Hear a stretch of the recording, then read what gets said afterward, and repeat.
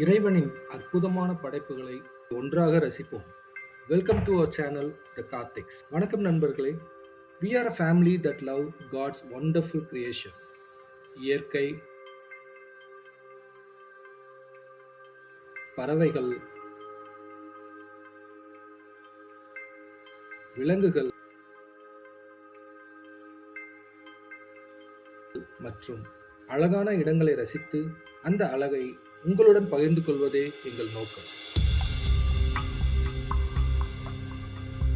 If you love nature, wildlife, birding, travel and photography, you are in the right place.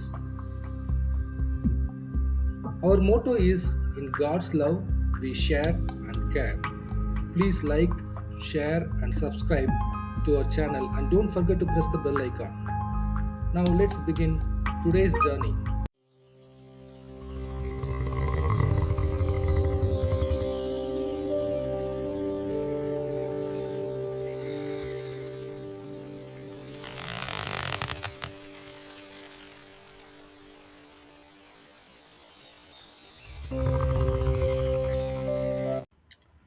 ஒரு காட்டுப் பயணம் எப்போதும் ஒரு குறிப்பிட்ட விலங்கை பார்க்கணும்னு மட்டும் தொடங்காது. சில நேரங்களில் பயணம் ஆரம்பித்த சில நிமிடங்களிலேயே காடு நமக்காக தன்னோட கதையை திறக்க ஆரம்பிச்சு விடும். அன்றைய பயணமும் அப்படித்தான் தொடங்கியது. வழியெங்கும் வழக்கம் போல ஏராளமான மான்கள். மாலை நேரம் நெருங்கிக் கொண்டிருந்தது. நம்முடைய இலக்கு மசினகுடி. இருட்டுவதற்குள் அங்கே போய் சேரணும் என்பதால் அதிக நேரம் நிற்காமல் பயணத்தை தொடர வேண்டியிருந்தது. ஆனா அந்த மாலை நேர காட்டின் அழகு மட்டும் நம்மை விடவே இல்லை. வெயில் குறைந்து கொண்டிருந்தாலும் காடு அமைதியாக இல்லை. பறவைகளின் சத்தம், பூச்சிகளின் ரிங்காரம், தொலைவில் கேட்கும் விலங்குகளின் சத்தங்கள் இவை எல்லாம் சேர்ந்து மாலை நேர காட்டுக்கென்று ஒரு தனி இசையை உருவாக்கியிருந்தன. இருட்டு மெதுவாக இறங்கிக் கொண்டிருக்க அந்த காட்டின் இசையை கேட்டபடியே நாங்கள் மசினகுடியை நோக்கி பயணத்தை தொடர்ந்தோம்.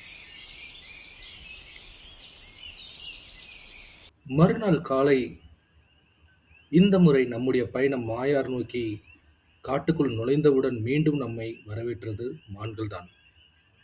ஒன்றல்ல, பல மான்கள். இந்த காட்டில் மான்களை பார்ப்பது நமக்கு ஏற்கனவே ரொம்ப பழக்கமான காட்சிதான். வழியில் இன்னொரு சுவாரஸ்யமான காட்சி. ஒரு குரங்கு யானையின் சாணத்தில் இருந்து ஏதோ விதையை தேடி சாப்பிட்டுக் கொண்டிருந்தது. நமக்கு அது கொஞ்சம் வித்தியாசமாக தோன்றலாம். ஆனால் காட்டில் எதுவுமே வீணாகி போகாது. யானை சாப்பிடும் உணவில் முழுமையாக செரிமானமாகாத விதைகளும் தாவரப் பகுதிகளும் அதன் சாணத்தின் மூலம் மீண்டும் காட்டுக்குள் திரும்புகின்றன. அந்த சிறிய குரங்கும் காட்டில் எல்லா உயிர்களும் ஒன்றோடு ஒன்று எப்படி இணைந்திருக்கின்றன என்பதை நமக்கு அழகாக காட்டின. இப்போது பயணத்தின் மிக முக்கியமான சந்திப்புகளில் ஒன்று. மாயார் பகுதியில் பயணித்துக் கொண்டிருந்த போது நாங்கள் பார்த்தது ஒரு ஸ்லாத் பியர். இந்த பகுதியில் அடிக்கடி தென்படும் கரடி இதுதான். என்னை பொறுத்தவரை இந்த பயணத்தின் இதுதான் முதல் கரடி சைட்டிங். இது ரொம்ப அமைதியாக தன்னுடைய வேலையை பார்த்து கொண்டிருந்தது. இப்படிப்பட்ட காட்சியை பார்க்கும்போது பலருக்கு கரடி என்றாலே மென்மையான நட்பான விலங்கு என்று எண்ணம் வரலாம். அதற்கு ஒரு காரணம், நாம் சிறு வயதில் பார்த்த த ஜங்கிள் புக் திரைப்படத்தில் வரும் பாலு. பாலுவை பார்த்து வளர்ந்த நமக்கு கரடி என்றாலே பிளேஃபுல்லாகவும் ஹார்ம்லெஸ்ஸாகவும் தோன்றுவது இயல்புதான். ஆனால் உண்மையான காட்டில் வாழும் ஸ்லாத் பியரின் கதை முற்றிலும் வேறானது. கரடியுடன் செல்ஃபி எடுப்பது, அதன் அருகில் செல்வது, அதை தொடர்ந்து செல்வது இவை எல்லாமே ரொம்ப ஆபத்தானவை. இந்த கரடி நம்மை தாக்கவில்லை என்பதற்காக அது ஹார்ம்லெஸ் என்று நினைத்து விடக்கூடாது. உண்மையிலேயே ஸ்லாத் பியர் ரொம்ப வலிமையானதும் ஆபத்துமானதுமான வைல்ட் அனிமல். டைகர் போன்ற பெரிய வேட்டையாடும் விலங்குகளுக்கு கூட கரடியை எதிர்கொள்ளும் போது கவனமாக இருக்க வேண்டியிருக்கும். அதனால் காட்டில் ஒரு விலங்கு அமைதியாக இருக்கிறது என்பதையும் அது ஆபத்தற்றது என்பதையும் ஒன்றாக நினைக்கக்கூடாது. ஸ்லாத் பியர் என்ற பெயர் எப்படி வந்தது? இங்கே இன்னொரு சுவாரஸ்யமான விஷயம். இது ஸ்லாத் பியர், ஆனா இதுதான் ஸ்லாத். இரண்டையும் பாருங்கள். இவை இரண்டிலும் முற்றிலும் வேறுபட்ட உயிரினங்கள். ஸ்லாத் என்பது அமெரிக்க கண்டங்களில் மரங்களில் வாழும் ஒரு பாலூட்டி. ஸ்லாத் பியரோ உண்மையான பியர் ஃபேமிலியை சேர்ந்தது. அப்படியானால் ஏன் இதற்கு ஸ்லாத் பியர் என்று பெயர்? பல ஆண்டுகளுக்கு முன்பு இதன் நீண்ட நகங்கள் ஷாகி கோட் மற்றும் சில பற்களின் அமைப்பு போன்ற அம்சங்கள் ஸ்லாத்தை நினைவுபடுத்தியதால் இதற்கு ஸ்லாத்துக்கும் தொடர்பு இருப்பதாக அக்காலத்தில் தவறாக கருதப்பட்டது. அதனால்தான் இந்த பெயர் வந்தது. பின்னர் இது முற்றிலும் வேறுபட்ட உயிரினம் என்று தெளிவானாலும் ஸ்லாத் பியர் என்ற பெயர் மட்டும் அப்படியே நிலைத்துவிட்டது. இப்போது மீண்டும் நம்முடைய மாயார் கரடியை பார்ப்போம். இது அமைதியாக தெரிந்தாலும் இது ஒரு வைல்ட் அனிமல். அது உலகத்தில் நாம் வெறும் பார்வையாளர்கள் மட்டுமே. அதனால் விலங்குகளை ரசிப்போம், அவற்றின் எல்லையை மதிப்போம், அவற்றை தொந்தரவு செய்யாமல் காட்டை அனுபவிப்போம். இந்த மாயார் கரடி சந்திப்பு இந்த பயணத்தின் மறக்க முடியாத முதல் வைல்ட் லைஃப் என்கவுண்டர் ஆகிவிட்டது.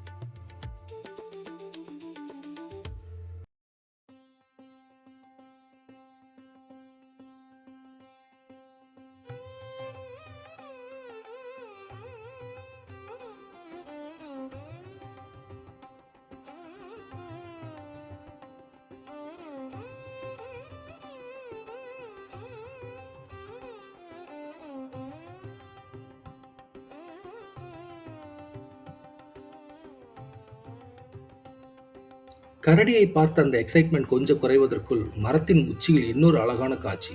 ஒரு பிராமினி கைட் தன்னுடைய உணவை சாப்பிட்டுக் கொண்டிருந்தது. தூரம் அதிகமாக இருந்தாலும் கேமராவில் அந்த காட்சியை கேப்சர் செய்ய முடிந்தது. அது சாப்பிட்டுக் கொண்டிருந்தது ஒருவேளை மாயாராட்டில் இருந்து கிடைத்த மீனாக இருக்கலாம்.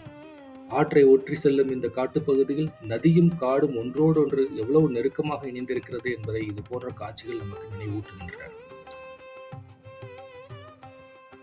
அடுத்ததாக மரத்தின் மீது இன்னொரு சிறிய வைல்ட் லைஃப் மூமெண்ட். ஒரு எல்லோ கிரவுண்ட் உட்பெக்கர் மரத்தின் பட்டையை தட்டி தட்டி அதற்குள் இருக்கும் உணவை தேடிக் கொண்டிருந்தது. அதன் ஒவ்வொரு அசைவும் ரொம்ப ப்ரிசைஸ். ஒரு சிறிய பறவை, ஆனால் காட்டில் அதற்கென்று ஒரு முக்கியமான இடம்.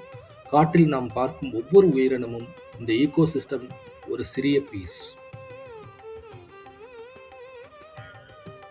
அதற்கு பிறகு நமக்கு மிகவும் பழக்கமான இன்னொரு காட்சி, இந்தியன் கார்.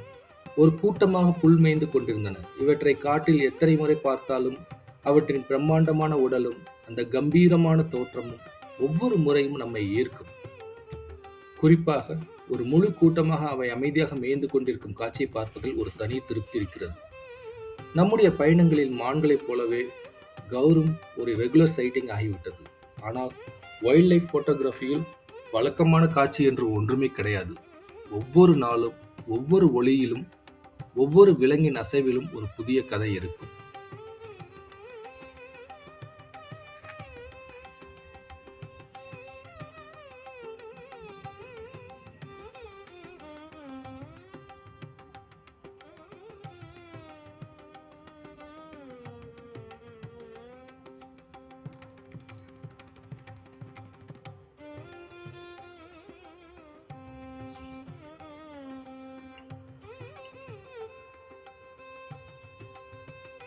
மாலை நேரம் நெருங்கிக் கொண்டிருந்தது. நம்முடைய பயணமும் மெதுவாக முடிவை நோக்கி சென்றது. மாயாரின் அந்த காட்டுப்பாதைகளை விட்டு வீடு திரும்பும் பயணத்தை தொடங்கினோம். ஆனால் அன்றைய வைல்ட் லைஃப் சர்ப்ரைஸ் இன்னும் முடியவில்லை.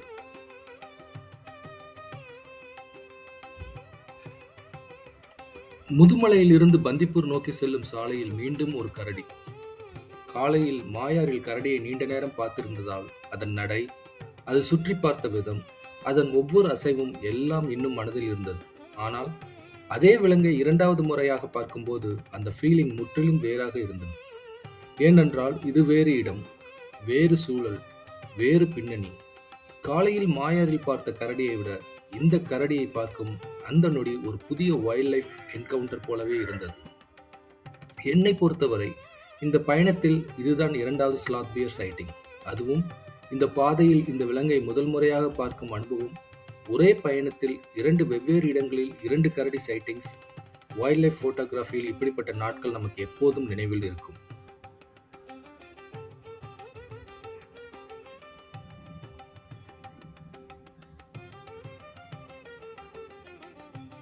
அதன் பிறகு எங்களுடைய பயணம் தொடர்ந்து கொண்டே இருந்தது.